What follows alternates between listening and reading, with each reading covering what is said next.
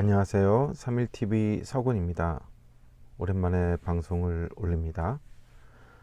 오늘 시간은 불교의 오해와 진실이란 제목으로 방송을 시작하겠습니다. 왼쪽에 있는 사진은 41살 때 석가모니의 부처님의 실제 얼굴이십니다. 이것을 고증해서 검색을 해보면 BC 캐나다에 있는 젠 센터에서 이 이미지를 받았습니다. 이것을 준 승려는 석가모니 부처의 실제 모습을 그린 초상화라고 말했습니다. 바바 스타일의 귀걸이를 하고 있고 has a Nepal and Mongolian face라고 써져 있죠. 그래서 네팔 몽골인의 얼굴을 하고 있음을 알 수 있습니다. 라고 번역하였습니다. 그래서 이것은 석가모니 부처님 생애 동안의 유일한 진정한 초상화입니다. 라고 얘기하고 있고, 부르나 존자는 부처님의 10제자 중 한 사람인데 석가모니 세존의 41살 때 모습을 그렸다고 합니다. 오늘날 대형 박물관의 컬렉션이며 영국 국보로 간주되어진답니다. 그렇죠. 여기서 알 수 있는 것은 석가모니 부처님의 얼굴이 우리가 알고 있는 인도인들의 얼굴이 아니고 우리의 모습과 흡사한 네팔과 몽골인의 얼굴을 하고 있다라는 것을 알 수 있습니다. 그러면 여기서 한번 그 내용이 사실인가 한번 고증하고 추적해 가보기로 하겠습니다.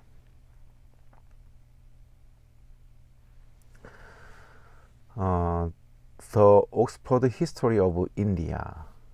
이것을 쓴 것은 빈센트 스미스 교수인데 옥스퍼드 대학교의 그 교재로도 사용되고 있죠. 인도 고고학의 빈센트 스미스 교수, 저명한 그 권위 있는 학자이십니다. 이분은 이 책에서 석가모니는 인도 아리안 계열이 아닌 히말라야 산악지대에서 태어나서 인도로 왔다라고 고증하셨습니다.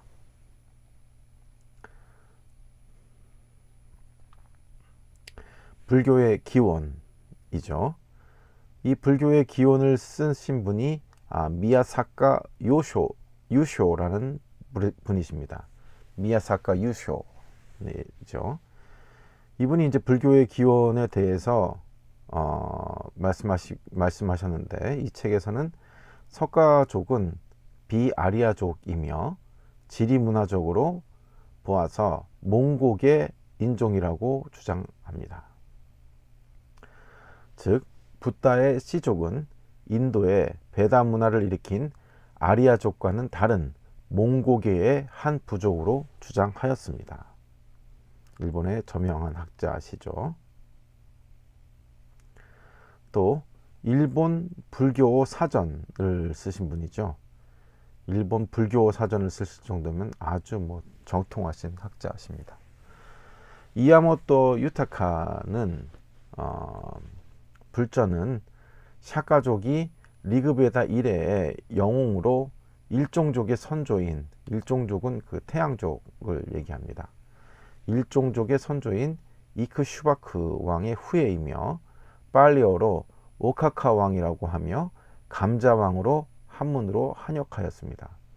이 왕은 푸르족과 야다바족의 선조라고 하는데 이들은 모두 비아리아계의 부족입니다. 우리가 알고 있는 인도인 부족하고 다르다는 거죠. 그리고 석전의 어머니 마야 부인은 코리아족 출신이라고 하는데 이 코리아족도 문다어를 사용하는 고려인이라고 주장하였습니다. 했습니다. 네, 이 불교의 정통하신 학자들이 이분은 석가모니는 비아리아계이며 코리아죠. 예, 또 우리 그 고려인이라고 주장을 하였죠. 네팔 사람 몽골인 얼굴을 하고 계셨는데 실은 알고 보니까 우리 고려인, 한국인이라고 주장하였습니다. 빈센트 스미스 학자도 그렇고 이런 일본의 불교의 정통적인 학자들이 미치지 않고서는 왜 이분이 고려인이라고 얘기하셨을까요? 석가모니가. 더 보시면 이것은 옥스퍼드 대학교의 그 텍스트에 들어있는 당시 그 지도입니다. 여기 보시면은 그 마야 부인이 속한 그 부족이 이름이 고리족이죠. 예, 고려족입니다. 여기 보시면 분명히 코리아 아니면 꼴리야 이렇게 쓰여 있죠. 그 밑에 있는 이 부분이 이제 샤카족입니다. 샤카족 밑에 이제 룸빈이죠. 석가모니가 태어나신 분이 태어난 곳이 룸빈이라는 것은 잘 알고 있죠. 그러니까 석가모니는 샤카족이고 그리고 마야 부인은 꼴리아족이라는 거죠. 여기 이게 보면 당시의 나라 이름입니다. 바찌국이 있고 바살리국이 있고 네, 그 카시 부족이 있죠. 이런 많은 그 나라 왕국으로 나눠져 있었습니다. 코살라국도 있었고 여기 코살라국 여기 있네요. 코살라국도 있었고 이런 그 많은 나라들이 있었지만 사실은 이건 왕이라고 하고 하여튼 부족 국가였었죠. 그래서 석가모니는 이렇게 샤카족이고 그리고 석가모니의 어머니이신 마야 부인은 고리족, 코리아, 꼴리아 어느게 불러도 그 고려족 이름이 나옵니다. 고려, 고리, 고려나 고리는 구려나 이것은 전부 다 그 향찰식 그 표현이죠. 그러니까 그 코리가 맞습니다. 꼴리아, 고려가 된 것은 고리에 그 한자를 붙여서 고려가 된 것이죠. 그리고 또 그 발음을 비슷하게 또 향찰을 붙이면 향찰식으로 하면 그 구려가 된 거고 고려는 다 같은 그 말입니다. 그래서 이제 고려에서 오래된 고자를 붙여서 고구려가 된 거죠. 사실은 이 구자라는 것은 많다라는 것을 의미도 합니다. 그런데 실제 우리나라 발음으로는 이 고리가 맞습니다. 고려죠. 그래서 우리는 현재도 고려인데 그게 이제 영어식 표기로 또 코리아가 된 것이죠.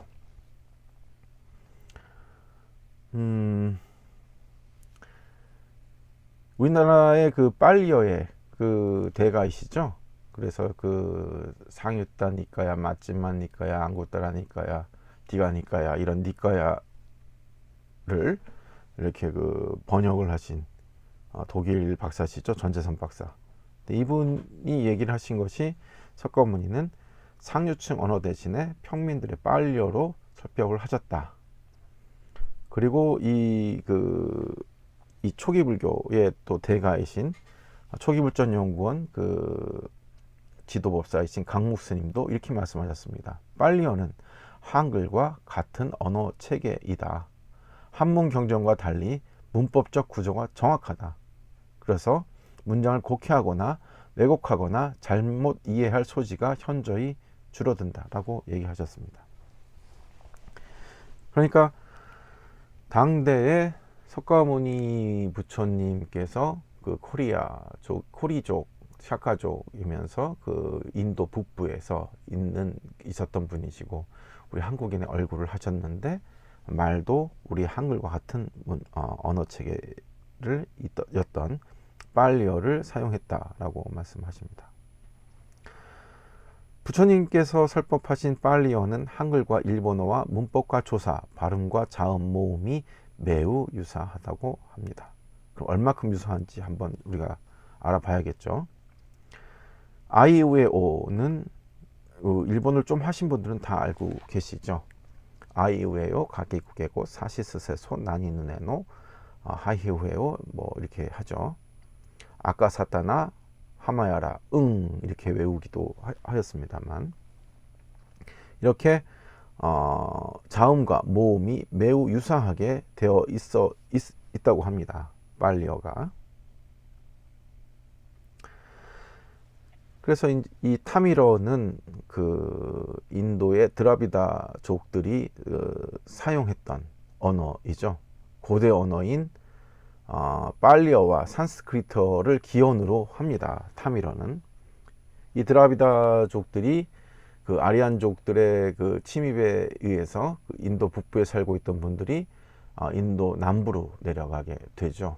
쫓겨 내려가게 됩니다. 또 그분들이 또 스리랑카까지 쫓겨 내려가게 되죠. 그래서 싱할라어와 그 타밀어는 인도 원래 고대의 그 북부 사람들이 쓰던 언어였습니다. 그런데 이 싱할라어가 다시 버마어족의 그 모어가 되죠. 예, 그 버마어족은 현대 그 인도네시아 동남아시아의 언어의 모어가 됩니다. 베트남어라든가 또는 그 인도네시아어라든가 또는 그 홍콩어죠. 관동어, 이런 언어들의 모어가 됩니다. 그런데 이 모어가 고대 언어인 빨리어와 산스크리트어를 기원으로 한다라는 거죠. 그런데 이 타밀어는 한국어와 어순이 같습니다. 주어, 조사, 동사죠. 영희가 학교에 갑니다. 이들의 문화는 자치기와 구슬치기, 연날리기와 천하대장군, 지하여장군, 고인돌, 천원지방사상 등 한국 민속문화와 공통점이 같다라고 합니다. 그래서 인도 타밀어하고 한국어를 이렇게 비교해 보면 엄마는 엄마고 아빠는 아빠고 인계와 일로와하고 나이는 아니고 애려는 애리다, 나는 난, 너는 닌, 그 나는 다, 가는 가, 이, 조사 은는 이가죠. 가, 이가 똑같고 조사가 똑같습니다. 그리고 의문사가 까, 꺄 이고. 근데 실제로 이거를 한국 사람들이 읽을 수 있을까요, 없을까요? 읽습니다. 레어더예요, 레어더. 대리이고. 이걸 일부러 갖다 맞췄을까요? 인도의 언어 간판하고. 나, 머리카락을 물이라고 합니다. 너는 니라고 하고, 이빨을 빨이라고 하죠. MBC에서 그 취재한 영상을 캡처한 것입니다. 서울대 학생회관 지하 강당에서 까무잡잡한 피부에 유난히 커다란 눈방울과 짙은 쌍꺼풀을 가진 아이가 또렷한 발음으로 엄마, 아빠를 부른다. 아이의 이름을 들은 엄마는 아이에게 알아들을 수 없는 외국어로 답한다. 이들의 인도의 한 종족인 타밀인들이다. 이렇게 나오죠. 타밀어는 국어와 어순도 같고 발음이 유사한 단어가 수백 개에 이른다. 수백 개가 사실 1300개입니다. 엄마 아빠는 발음이 아예 똑같고 이빨은 빨, 이리와는 인계와, 사람은 사라르, 보름달은 보르느미로 발음한다. 이들은 옛날에는 설날을 우리와 같이 설날로 불렀고 옛날에 설날로 불렀답니다. 요즘에는 문할달로 부른다라고 합니다. 아버지를 뭐라 부릅니까?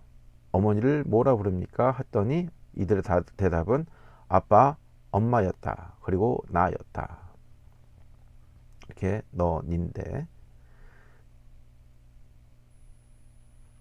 오라는 것을 와는 와가 똑같습니다. 그리고 씨, 보라고 하는 것은 마르고 컨트리, 나라는 나르라고 합니다.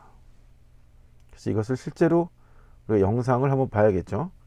인도 드라비다족은 인도 남부로 쫓겨왔고 이때 상자부 불교는 인도 남부와 스리랑카에 정착하게 되었다. 그렇죠. 네, 그 부처님께서 만드셨던 그 불교가 이런 힌두교 내지는 그 이슬람교에 그 밀려서 인도 남부로 내려왔죠. 그래서 상자부 불교는 스리랑카에 정착하게 되었습니다.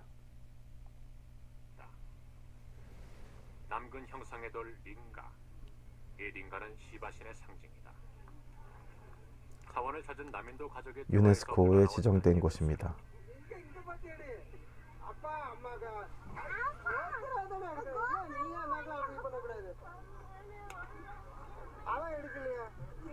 what do you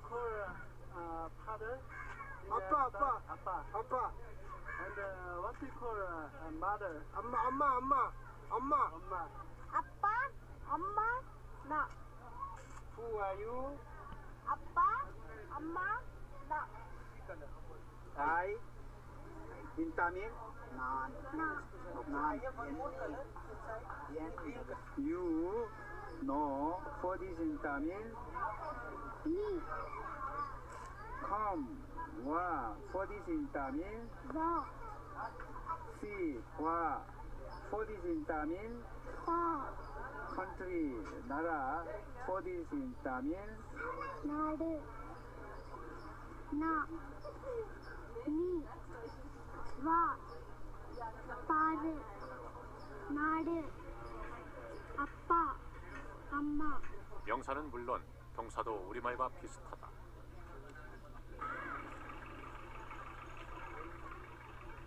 남인조 드라비다족의 공용어인 타미러에는 이처럼 우리말과 같은 어휘가 무려 1300여 개. 언어학상으로 같은 어족이 아니면 동사가 같은 경우는 거의 없다고 하는데 우리말과 비슷한 동사까지 있다.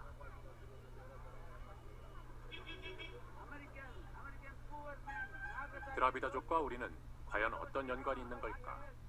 Okay, may I have just brush this? Yes. Okay. 드라비다족은 영어는 사용해도 북인도 아리안의 힌디어는 쓰지 않는다. Only one. 12 rupees. 12 rupees. Yes. Which one is Tamil?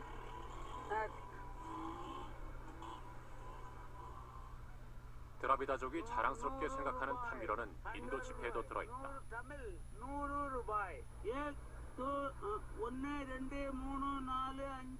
지폐에는 현재 인도에서 공용어로 쓰이는 15개의 언어가 표기되어 있다.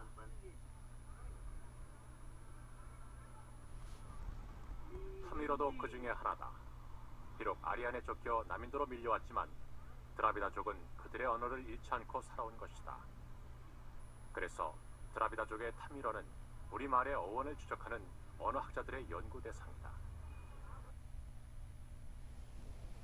네, 이와 같이 타미러는 그 고대 우리나라 언어하고 일치함을 알 수 있는데, 이게 왜 일치하냐면 그 언어학자들은 그 단어하고 이런 것들이 그 300여 개 이상이 넘어가게 되면 그 말은 일치한다라고, 같은 뿌리를 두고 있다라고 얘기를 합니다.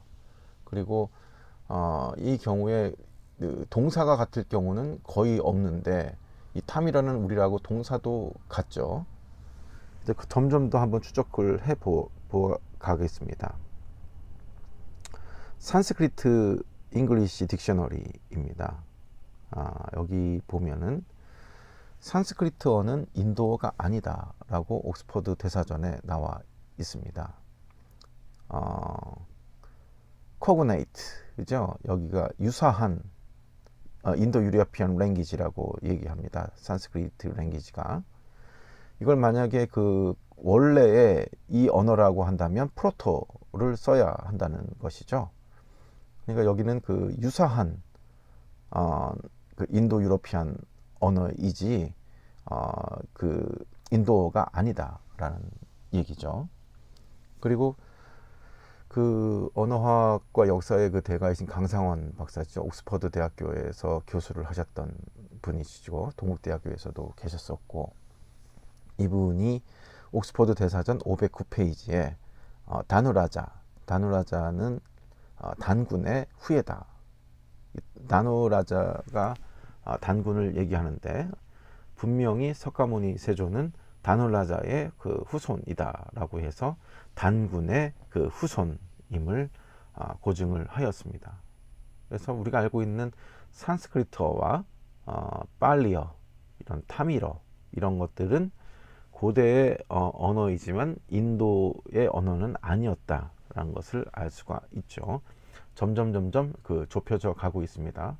석가모니 세존을 많은 학자들이 네팔, 몽골인 얼굴을 이렇게 하고 있다고 했습니다만, 일본의 그 아쇼카 그 학자는 뭐라고 하셨냐면은 고려인이라고 단정을 하였고, 또 언어가 굉장히 이렇게 같다라는 것을 알 수 있었으면서 특히 이제 산스크리트어는 그 인도인의 언어가 아니었으며, 이렇게 그 단군의 심지어 후예다, 석가모니는 단군의 후예다라고 얘기를 하셨습니다.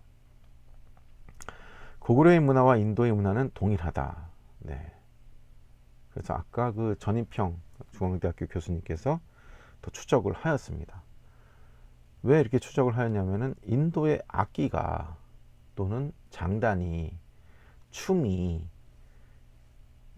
우리 한국 고구려 문화하고 똑같다라는 것입니다. 악기가 일단 똑같고, 이렇게 고구려 벽화입니다. 왼쪽에 보이는 것은 이 여인이 치는 게 그 인도의 악기이고 똑같다라는 것이죠. 근데 문제는 고구려 벽화에 그려져 있는 이 춤과 그리고 악기와 장단까지 이 고구려 것과 동일하다는 것이죠. 이거 제가 한번 음악을 넣었으면 좋았을 뻔했는데, 그래서 전인평 중앙대학교 국악대학 교수가 20년간 무려 인도를 오가며 고구려 음악의 뿌리를 연구하였는데 동일하다는 것입니다. 고구려 벽화에 있는 이 악기와 이런 모습과 춤의 모습과 라뚜라자의 사원의 이 악기의 모습들이 동일하고, 이때 그 라따라자 신의 이 춤의 모습과 이 춤추는 영상도 다 있습니다. 고구려 벽화에 있는 이 춤의 모습이 동일한 것입니다. 장단이 같고 악기가 같고 춤도 같고, 고구려 안악 삼어분 벽화에 있는 이 춤의 모습이죠. 이 춤의 모습이, 이것도 고구려 벽화입니다. 이 모습이 인도에 동일하게 남아 있음을 알 수가 있습니다. 샤카무니의 어머니인 마야 부인이 코리아족이며, 남인도의 언어, 문화, 풍속이 동일하며, 남인도의 타밀어를 기원으로 하는 라오스 3국의 민족을 고리족이라고 하며, 지금의 이북 사투리와 어순과 발음이 같습니다. 이렇게 이렇게 다리를 꼬고 이렇게 잠자는 그 합장한 모습이 이 고구려 벽화하고 동일하게 남아 있죠. 이 정도로 같을 수 있을까요? 근데 음악을 들어보면 유튜브에 나와 있습니다. 전인평 교수 이렇게 검색을 해 보시면 그 영상들이 나와 있고, 이 장단까지, 박자까지 다 똑같음을 알고 있습니다. 한번 보십시오. 그래서 이제 또 추적을 했습니다. 이렇게 태국의 치앙마이에 있는 그 라오족, 그리고 라오족과 이 고리족을 찾아가 봤더니, 아니 이게 우리가 어렸을 때 했던 그 비석치기나 또는 이렇게 색동조고리를 입고 참 말을 또 같이 하는 이런 민족에 있죠. 문법과 단어가 일치합니다. 그리고 버마 미얀마어의 기원인 산스크리트와 같다고 학계에서도 이미 주장을 하고 있고, 일본어도 버마 미얀마와 같다고 합니다. 그러나 한국어와는 거의 동일하다라고 하죠. 일본어도 요즘에 우리가 배웠던 앵글로색슨이래. 우리가 우랄 알타이 어족이라고 얘기했지 않습니까? 그래서 일본어도 같은 우랄 알타이 어족이다라고 얘기를 하였습니다만, 요즘 일본 학계에서는 일본어의 기원을 버마 미얀마어에 두고 있는, 남방어에 두고 있는 학자들도 많이 나오고 있고, 주장이 아주 강하게 대두가 되고 있습니다. 근데 우랄 알타이 어족이나 사실 버마 미얀마 어족의 뿌리가 사실 하나이니까 당연한 것 같습니다. 그래서 이 라오족의 풍습은 우리 고리족, 고려인과 똑같습니다. 색동조고리를 입고 있고 비석치기를 하고 있죠. 그래서 이걸 또 추적하신 분들이 계십니다.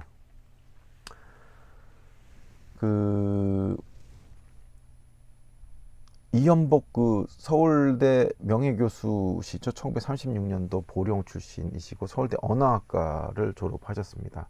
영국 런던대 박사학위셨으면서 음성학회 명예회장이시죠. 그러니까 언어엔 대가십니다. 영국 엘리자베스 여왕으로부터 CBE 훈장도 받았고 이렇게 훌륭하신 분이신데, 이분이 실제로 김치를 먹고 색동옷을 입는 태국 북부 고산지대의 라오족과 한글과 라오어는 놀랄 만큼 닮았다라는 것을 밝히셨습니다. 그래서인지 음성 언어만 있고 문자 언어가 없는 라오족에게 한글을 가르치는 일은 대단히 성공적이었다고 합니다. 중국이나 러시아 등지에 사는 우리 동포들은 우리나라에서 이주해 간 이민의 역사가 분명하고 그들의 말도 비록 여러 가지로 특이한 면이 있긴 하나 그래도 우리말에 여러 방언적인 차이를 보일 뿐 분명히 우리말을 쓰고 있다. 그렇죠? 조선족들은 우리랑 같은 말을 하고 있죠. 약간 발음이 그래서 그렇지. 그런데 기록된 역사가 없는 동남아의 어느 고산족이 쓰는 말이 우리 국어와 구조적으로 유사하다면 흥미롭고 놀라운 일이 아닐 수 없다. 우리 민족과 해외 동포 이외에도 우리와 비슷한 말을 하는 사람들이 있다니 이것은 예사로운 일이 아니기 때문이다. 그렇습니다. 이 뿌리를 추적을 해서 알면은 당연한 거지만 느닷없이 동남아의 고산족이 우리나라 말과 비슷한 말을 한다면 놀라운 일이겠죠. 깜짝 놀란 일일 겁니다. 그런데 실제로 이 의학적으로 광학적으로 또 고증을 해봤습니다. 가톨릭 대학의 미생물학 교실팀이 라오족의 혈청에서 백혈구를 검사한 결과 한국인 등 몇몇 민족만이 가지고 있는 HLA B59가 발견됐다고 합니다. 그러니까 한국 사람만이나 이런 동이족이 갖고 있는 이 백혈구 항원이 일치가 된다고 하는 거죠. 그래서 라오족은 민속 음악에 있어서도 한국의 민요와 맥을 같이 하고 이것은 중앙대학교 전인평 교수가 확인하였습니다. 라오 셀레의 민요를 듣는 순간 온몸이 얼어붙는 듯 등골이 오싹해진다. 도무지 믿기지가 않는다. 이게 웬일일까? 수만리 떨어진 태국 북부의 산속에서 흡사 강원도 안악내가 푸념하듯 내뱉는 소리가 그런 노래가 들려오고 있기 때문이다. 이것은 가사만 바꾸면 그냥 강원도 민요다. 노래의 장단, 노래의 시작하고 끝나는 법, 특히 잔잔한 우수가 깃든 음악의 정서가 완전히 일치한다. 이러한 상관관계를 어떻게 설명할 수 있단 말인가? 라우어로 너래는 한국어 너는과 같다. 특히 라우어는 그 구조가 한국어에 매우 유사하다. 소설가이며 문화탐험가인 김병호 박사는 라오족을 고구려의 유민으로 보고 있다. 고구려의 유민. 사실은 이건 아니죠. 사실은 나당 연합군에 멸망한 고구려의 유민이 당나라의 포로로 끌려갔다는 삼국사기와 수만 명의 고구려 유민이 당군에 쫓기다가 운남성 부근에서 사라졌다는 중국 사서의 기록을 근거로 그들 중 역경을 딛고 남으로 내려온 고구려의 후예가 바로 라오족이라는 것이다. 이분도 일설이죠. 사실은 티베트 북부의 드라비다족이 밑으로 내려오면서 사실 버마 미얀마 어족의 모어가 싱할러 타밀어입니다. 스리랑카어죠. 그렇게 해서 이제 큰 역사에서 이렇게 내려왔지 1편에 이렇게 이런 설은 그냥 일설에 지나지 않는다고 저는 생각을 합니다. 따라서 그들이 쓰는 말 역시 고구려 유민의 언어, 즉 우리말의 일종이라고 본다. 캘리포니아 대학의 메티소프 교수는 라오말의 구절 구조는 일본어와 한국어에 대단히 유사하다고 하였습니다. 그러면 라오어가 우리말과 어느 면에서 유사하며 어떠한 특징을 가지고 있는지 살펴보기로 한다. 너래 까올리로 까이베요는 너는 한국으로 간다 라는 뜻이다. 너래 까올리요 까이베요. 우선 이 문장을 이루는 낱말의 배열 순서가 주어, 보어, 수로로 한국어와 일치한다. 그리고 한국어와 마찬가지로 술부의 동사가 문장의 끝에 온다. 영어라면 You go to Korea 이니 수로가 바로 주어 다음에 오게 된다. 독일어나 중국어도 마찬가지다. 너래의 너는 우리말의 너라는 대명사와 형태가 매우 유사하다. 더욱 놀라운 것은 주격조사 레이다. 이는 북한 과거 고구려 사투리에서 내래, 너래 할 때의 주격조사와 연관시켜 볼 수 있을 것이다. 그렇죠. 내래, 동물의 날래 하라오 뭐 이런 말 하지 않습니까? 그 레가 그 조사인 거죠. 주격조사. 동작의 방향을 나타내는 로로 현대 국어에서도 서울로, 김포로에서와 같이 일상 쓰이는 조사의 형태와 기능이 일치한다. 간다는 뜻의 라오말의 까이도 한국어의 가다와 비슷하다. 까이, 가다. 까오리는 중국이나 태국 등에서 고려를 뜻하는 말로서 우리나라를 말한다. 까오리라고 하죠. 한국 까오리, 고려죠. 고려. 까오리 빵즈. 고려 사람들을 중국 사람 까오리라고 합니다. 까오리. 너래 까오리로 까이빼요. 그 말을 이해하겠습니다. 한국이 까오리라고 하죠. 이게 바로 라오족의 그 고사입니다. 돼지 머리를 이렇게 해놓고 우리나라 그 고사 지내는 모습하고 어쩜 이렇게 똑같습니까? 우리도 그 개업을 하거나 할 때 이렇게 고사를 지내죠. 요즘은 이런 풍습이 점점 사라져 가고 있습니다만 예전에는 그 반드시 뭐 고사를 지냈습니다. 돼지 웃는 머리 돼지머리를 고르려고 했고 거기에 시루떡을 옆에 해놓고 막걸리를 올리면서 개업식에 찾아가신 분들은 돈 봉투를 돼지 입에다 물리거나 콧구멍에 꽂거나 이런 행위들을 하였죠. 라오족의 언어와 한글을 보면은 이만큼 비슷합니다. 너흐, 나흐, 우리, 너희 똑같습니다. 나래, 너 서울로 가요. 나랑 너랑 서울로 갈래? 나래 너 타 도조배요. 나 너 좋아해. 나터 너터. 나랑 너랑 서울에 방콕 까까까이요. 야, 이거 뭐 정말 비슷하네요. 그래서 라오족 언어하고 한글의 언어가 이렇게 그 단어와 동사 또는 그 문법 구조가 동일함을 알 수가 있습니다. 송호수 교수는 그 한글과 구자라트 문자가 자음에서는 상당수가 같고 모음은 10자가 똑같다고 합니다. KBS 방송사업단 발행 신왕호천축국전에서 200쪽에는 구자라트 문자는 한글과 모양이 닮은 것은 자음은 기역, 니은, 디귿, 리을, 미음, 시옷, 이용 등이고 모음은 아야, 어요, 오요, 우유, 의이의 10자가 꼭 같았다. 받침까지도 비슷하게 쓰고 있었다고 적고 있습니다.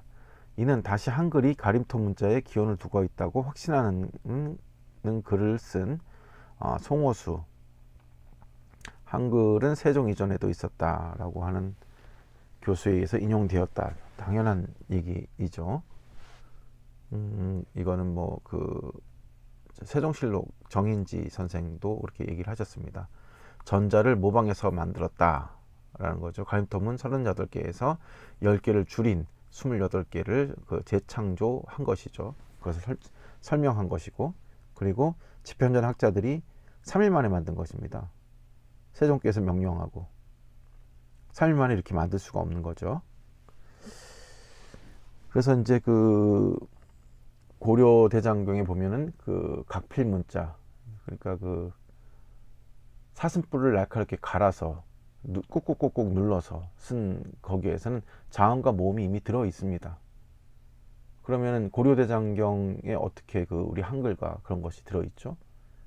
일본의 고사기라든가 일본서기도 한글로 기록이 되어 있고, 그걸 신대문자라고 해서 지금 발음까지 똑같습니다. 자음과 모음은 동일한 건 당연한 것이고요. 그것이 고조선의 이제 명도존에도 화폐에도 이미 자음과 모음이 들어져 있습니다. 그러니까 이제 모든 유물들이 그것을 기록하고 있죠. 이 언어의 그 기원이. 그래서 한글은 세종대왕께서 조선시대 때 500년 전에 이렇게 새롭게 집대성을 한 것이지 창제한 것은 아닙니다. 이게 이제 그 한글과 구자라트 문자입니다만 카사라, 아래가 카사라 똑같습니다. 제가 아까 그 인도 대리라든가 이런 간판을 읽었던 것처럼 자음과 모음이 동일하기 때문에 읽을 수가 있는 겁니다. 문법과 구조가 똑같은 것이 아니라 자음과 모음이 아까 송호수 교수께서 얘기하신 것처럼 이렇게 동일함을 알 수가 있습니다. 그러니까 읽을 수가 있는 거죠. 가사라. 그러니까 꼬불꼬불해서 이렇게 이게 눈에 익지 않아서 그렇지 자음과 모음으로 이렇게 기록이 돼 있고 컴퓨터도 동일하게 자음과 모음을 칩니다. 그래서 이제 이 사각꼭지처럼 생긴 이것이 우리 고조선의 가림토 문자죠. 가륵 임금이 만든 글자라고 해서 가림토 문자입니다. 그러니까 이제 세 번째 임금이시죠. 47대 고열가 임금까지 있어 2대 부르 임금, 3대가 가륵 임금이십니다. 그래서 가륵 임금이 만드신 거죠. 그래서 이 가림토 문자에 이 이응에 꼭지가 있는 것이 에 발음이 나옵니다. 그리고 이렇게 했던 그 가림토 문자는 구자라트 문자하고 동일하게 생겼죠. 그래서 이렇게 우리가 현재도 이 타밀어라든가 구자라트 문자를 읽을 수가 있는 것입니다. 그대로. 왜? 고조선 때 나왔던 그 가림토 문자를 기초로 하고 있기 때문인 것이죠. 그래서 이렇게 후세에 이렇게 흘러내려와서도 읽을 수가 있는 것입니다. 티베트 버마어족이 왜 요즘에 핫하냐면은 일본어가 우리는 우랄 알타이 어족이 아니라 티베트 버마 어족이다라고 주장하는 학자들이 많이 생겼기 때문에 그렇습니다.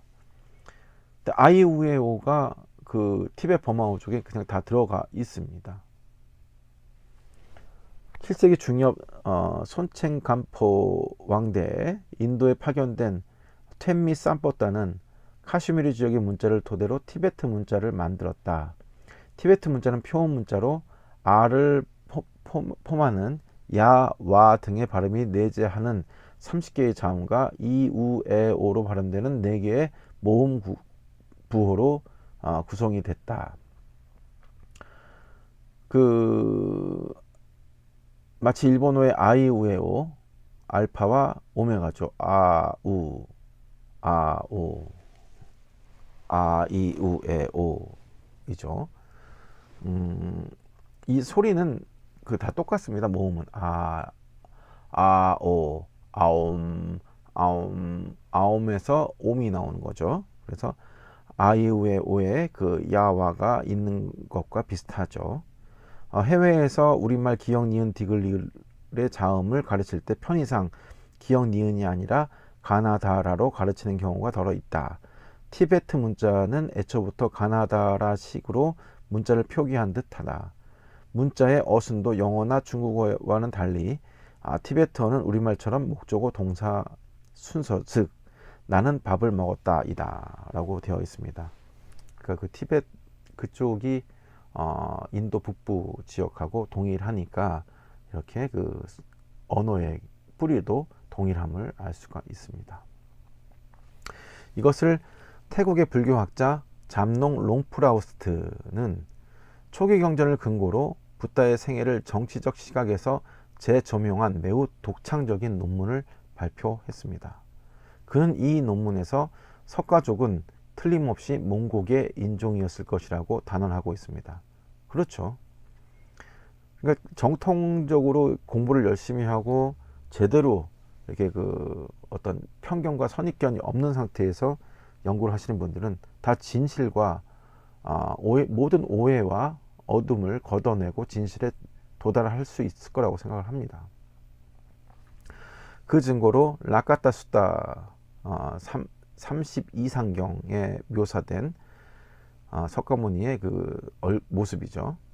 그들의 석가족의 안색은 청동빛과 같았으며 그들의 피부는 우아하고 부드럽고 그들의 눈과 머리칼은 흑색이었다라는 신체적인 특성과 석가 왕국이 설립되었던 네팔을 포함하여 오늘날에도 히말라야 산맥 기슭에 따라서 분포된 민족의 대부분은 몽고계 인종에 속하기 때문에 이러한 석가족들은 틀림없이 몽고계 인종이었을 것이라고 확정적으로 말한다. 당연합니다. 네. 그 부탄이라든가 이런 데 그 보시면 제일 많은 민족이 마자르 민족이거든요. 마자르가 그 말갈입니다. 한자어 향찰식은 말갈이죠. 마자르가 헝가리 민족이라든가 저기 그 폴란드 이런데 거기 쪽에 보면은 핀란드 이런데 보면 마자르족이 많이 있습니다. 그 마자르가 이 동일한 마자르입니다. 마자르가 바로 말갈이죠. 마자르 말갈이라고 해서 그 우리 한민족하고 다르게 생각할 필요가 전혀 없는 것이 흑수 말갈이라고 하지 않습니까? 말갈이 몽골입니다. 말갈의 향찰식 표현이 물길이고 말갈, 물길, 몽골이 어원이 같습니다. 마자르도 마찬가지고 그거를 메르키르라고 하죠. 메르키르 영어로 쓰면 메르키르족도 마자르도 다 동일한 그 민족입니다. 그러니까 우리가 그 마자르가 바로 말갈이 여진족이죠. 여진족이 바로 만주족입니다. 숙신족이고 주스 주신이죠. 여진 주스 주신이 원래 조선입니다. 같은 그 언어의 뿌리를 가지고 있습니다. 같은 민족임을 저희는 알아야겠죠. 그것이 이제 예를 들자면 코카콜라를 한자로 향찰식으로 붙이면 가구가락이 되는 거거든요. 가구가락을 해석하면 안 되죠. 그러면 얘기가 안 됩니다. 그 우리나라의 백제성 수도였던 그 사비성이 향찰식 표현이죠. 원래 우리나라 말은 사불입니다. 사불이. 네. 그리고 설아벌, 서벌, 세벌 이것이 이제 향찰식 표현이 경주인 것이죠. 그래서 그런 그 발음이 계속 바뀔 수밖에 없는데 그 시대적인 그 연결되는 선을 봐야 되지 한 점을 봐서는 그 이해할 수가 없습니다. 그리고 석가모니가 인도에서 달마대사로 역시 인도에서 태어났다고 하지만 사실은 그렇지 않다라고 하는 거죠. 불교의 역사도 정사를 통해 살펴보면 알 수 있다라고 합니다. 그럼 그 정사가 뭐냐면 바로 중국 인명대사전이죠. 이 가장 오래된 그 중국 인명대사전입니다. 그러니까 이제 모든 그 이름에 대한 그 기록이 고대에서부터 이렇게 쫙 연결되어 와 있는 것입니다. 그래서 정사 중에서도 계속 아주 권위가 있는 것이죠. 1339편 9쪽에 있는 페이지에 보면 달마편에 기록하고 있습니다. 고승, 남천축국, 왕자, 성, 찰리 뭐 이렇게 나오지 않습니까? 이거를 해석을 하면 남천축국 국왕은 향지이며 성은 찰리라고 했다. 남천축국은 바다가 연결되어 있는 광저우죠. 광주라고 했는데 광주는 지금 중국 대륙의 제일 남쪽에 있는 홍콩이 있는 깊숙한 바다의 항구이다. 그러니까 이분이 그 남천축국의 사람이었어요. 달마대사가 우리가 인도 사람으로 알고 있었지 않습니까? 아니에요. 광저우 저 밑에 있는 분입니다. 이곳에서 그 갈대를 자르고 강을 건넜다고 했으므로 북쪽으로 가는 도중에 작은 강이 무수히 많으나 특히 큰 강으로 양자강 즉 장강이 있고 장강을 건너 한수를 지나 위나라에 있던 하남성 숭산에 소림사에서 살았다고 합니다. 그렇죠. 거기가 달마동이지 않습니까? 그 동굴이 이름이. 근데 그 달마동 그 옛날 이름이 원래 치우동입니다. 치우천왕이 수행했던 곳이라고 해서 거기에 이제 이렇게 그 달마대사도 거기서 수행을 했죠.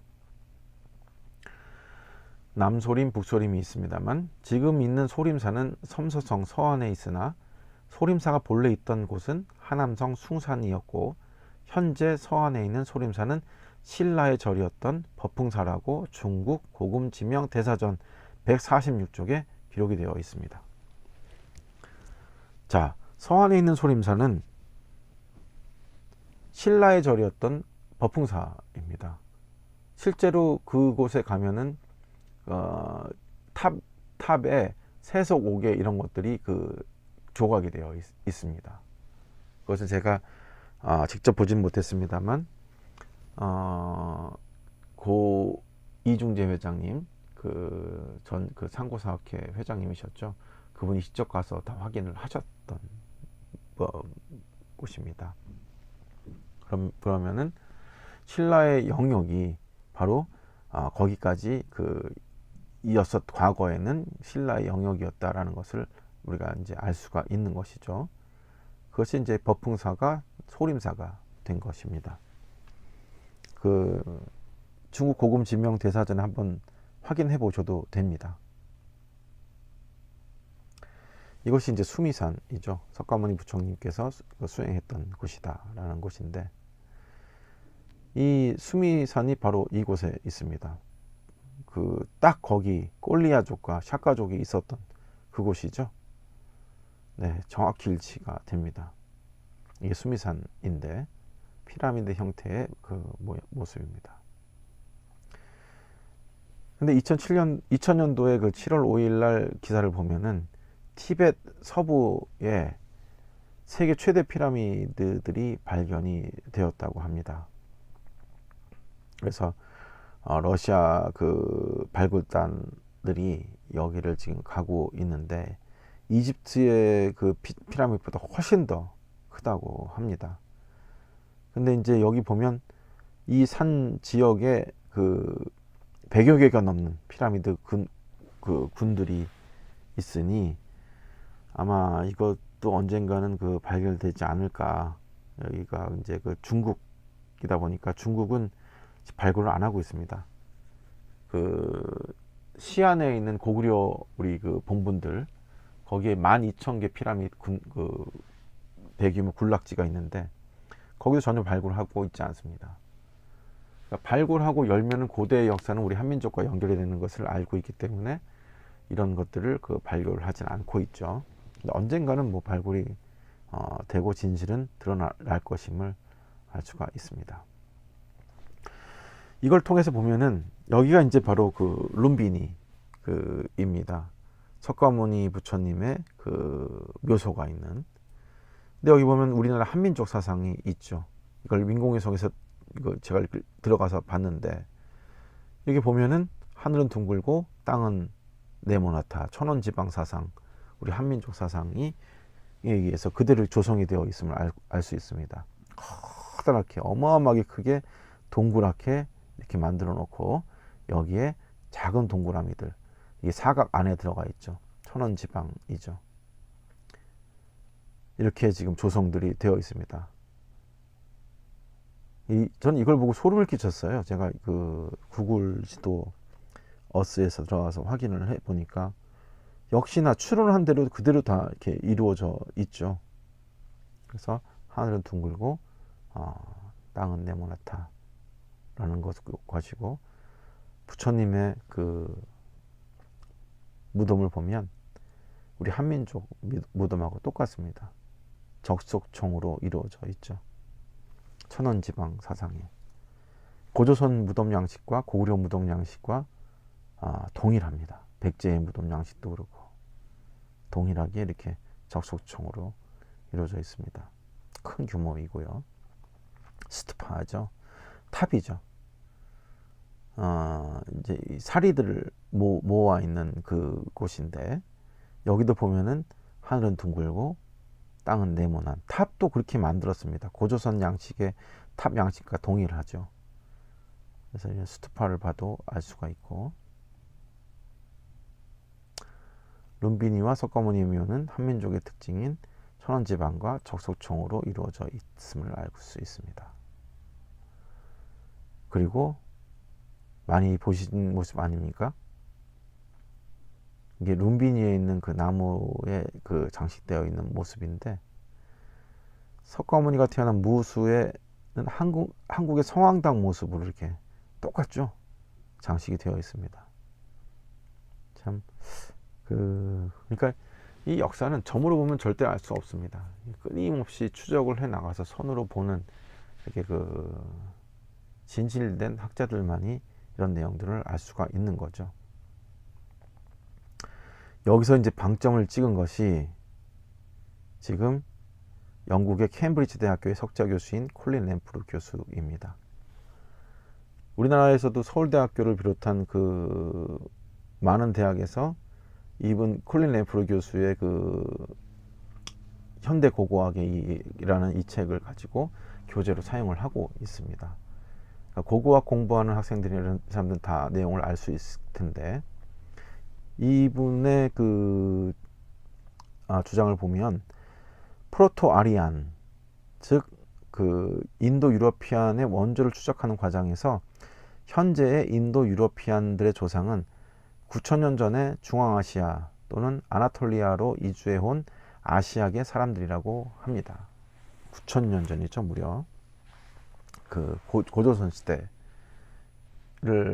일단 넘어서 47대 그 고조선을 넘어서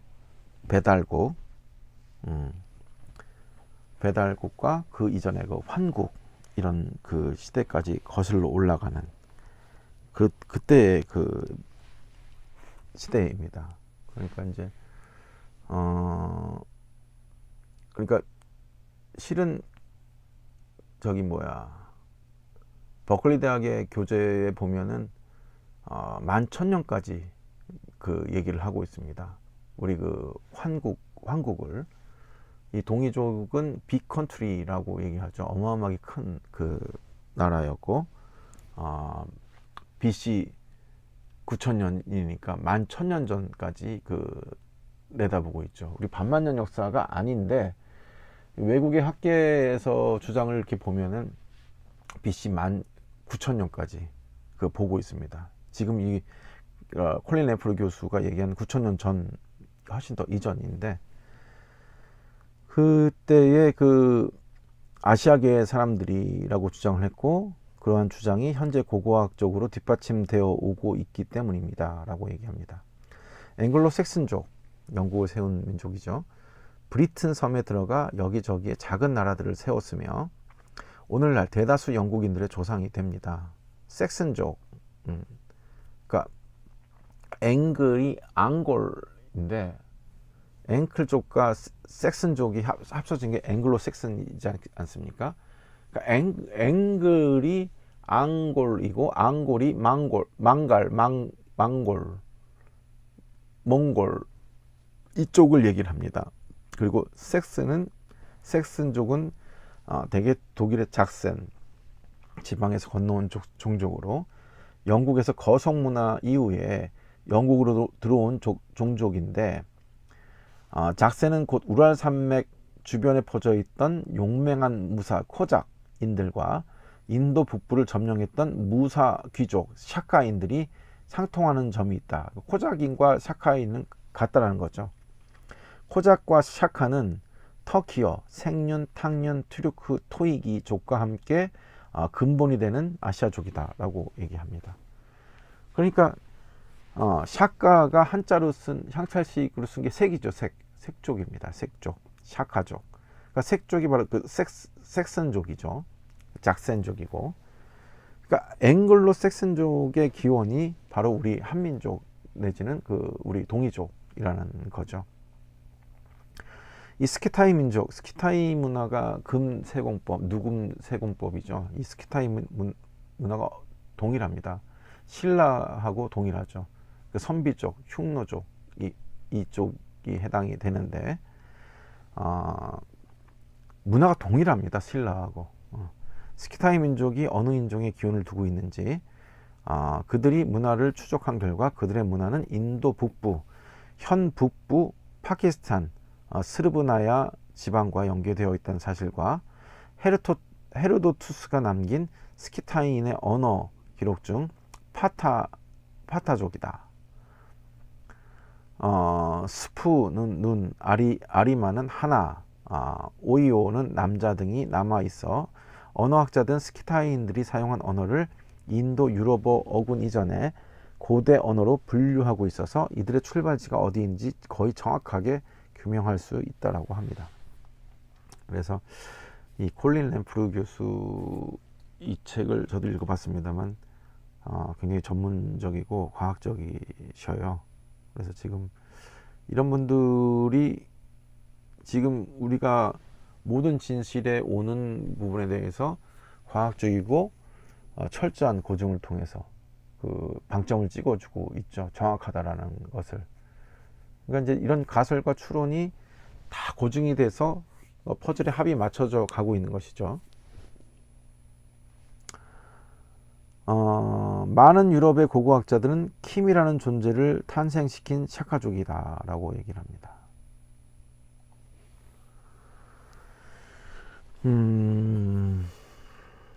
킴이라는 이름은 올드 노즈 지역의 북부 지역이라는 거죠.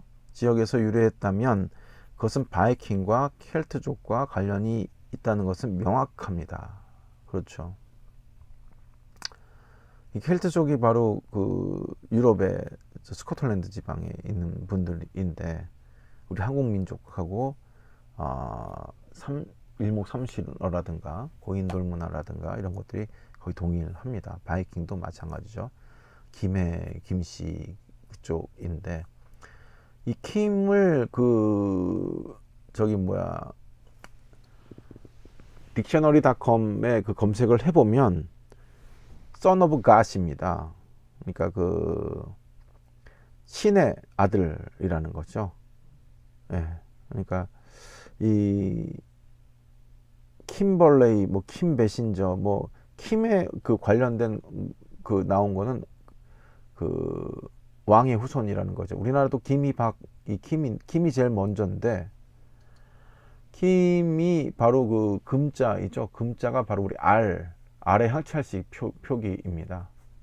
그래서 이 서양에서도 이 킴은 그 가장 그 엄청나게 그 오래된 그 언어인데 바로 샤카족이라는 거죠. 석가모니의 그 샤카족과 동일합니다.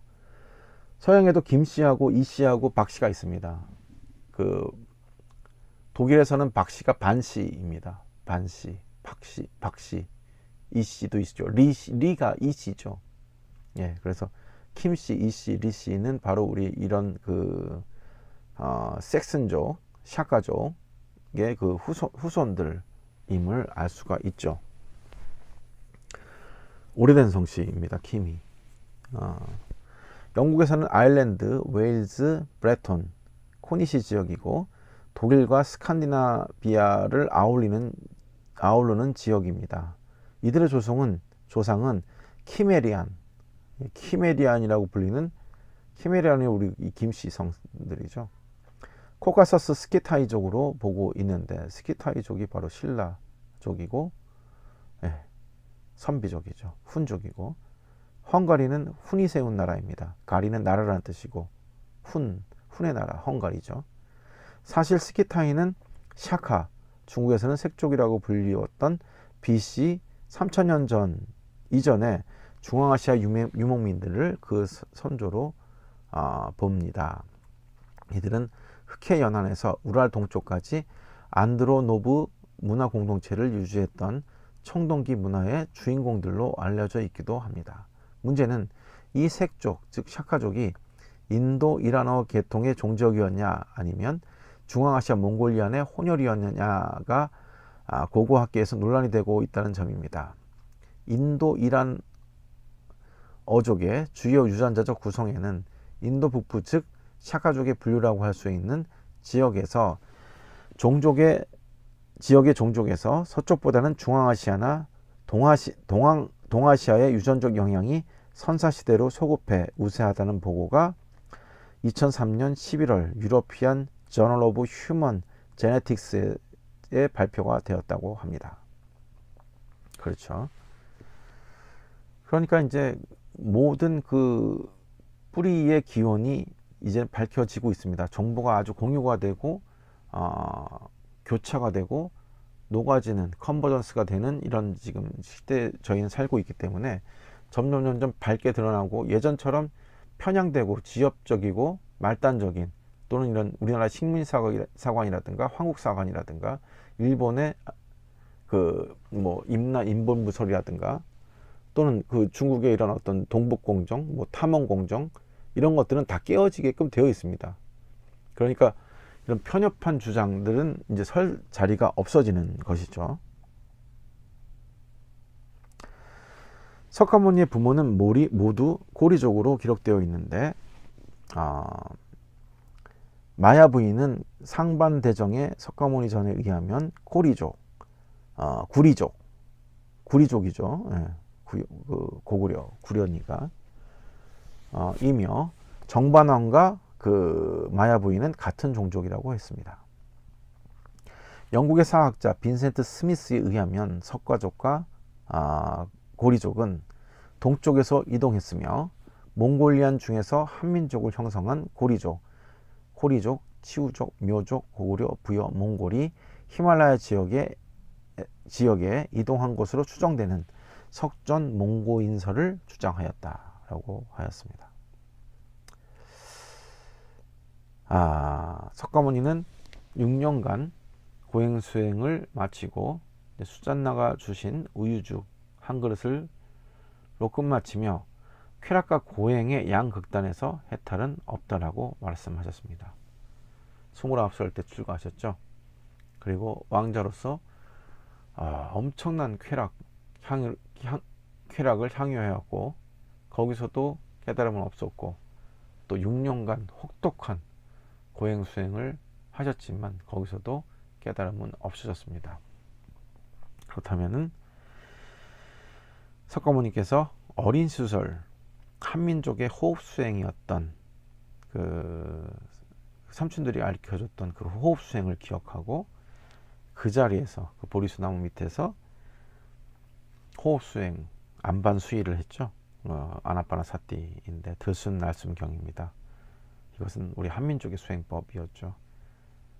거기서 사선정과 그 정멸의 그 멸진정, 초선정, 이선정, 삼선정, 사선정을 올라가시고 멸진정을 이루시면서 정멸을 이루시고 상수멸을 득하셔서 해탈을 하셨고 해탈지견에 이르셨고 그리고 열반을 이루셨습니다. 석가모니는 이 우주를 창조하거나 만드신 분이 아닙니다. 근데 석가모니가 무슨 신 이상처럼 이렇게 여겨지고 있죠. 석가모니는 디가니까야 법망경에 보면은 이 우주 인드라망을 다 그대로 인정하셨고 나 이전에 500부처가 있었고 나 이후에도 부처가 있다 라고 얘기하셨습니다. 그러니까 이 세상의 그 형이상학 리의 세계와 이 형이하 기의 세계 이 세계를 무라일치하셔서 그러니까 공무변처 무한한 공간이 없다라는 걸 알게 되셨고 식무변처 모든 걸 다 깨달으셨던 거죠. 모르는 게 없어지신 거죠. 이 우주의 근본 비밀 질서 섭리를 다 알게 되셨고 그래서 무소유처 이 세상에 것은 소유할 것이 없다라는 거죠. 무라일체가 되셨고 모든 걸 다 알았는데 소유할 것이 없고 비상비비상처 그 이상 더 하늘이 없는 모든 것을 알아내신 분이시지 열반이란 것은 이것을 내가 이 우주를 창조하고 뭐는 이런 개념은 아닙니다. 그래서 해탈 열반은 이 윤회에서 벗어나는 것이고 그러려면은 진리를 관통해서 알아야 된다는 것이죠. 오늘 방송에서는 석가모니는 우리 한민족이었다. 우리 그 동이족이고 우리의 선조였다. 라는 것을 확인할 수 있었습니다. 감사합니다.